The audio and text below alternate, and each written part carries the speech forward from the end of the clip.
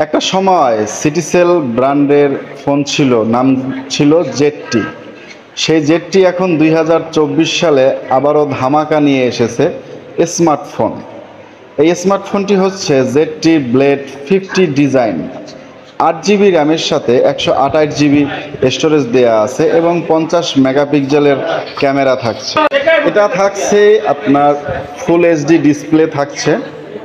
এটা হচ্ছে আপনার পুরোটাই আইফোনের মতো দেখতে, ক্যাটাগরিটা অনেক সুন্দর। আর চার্জিং সাপোর্ট হচ্ছে 22.5 ওয়াটের ফাস্ট চার্জিং সিস্টেম, 5000 মিলি এমপিয়ারের ব্যাটারি। আর প্রসেসরটা অক্টাকোর চিপসেট দেওয়া আছে, ইউনিসক T616।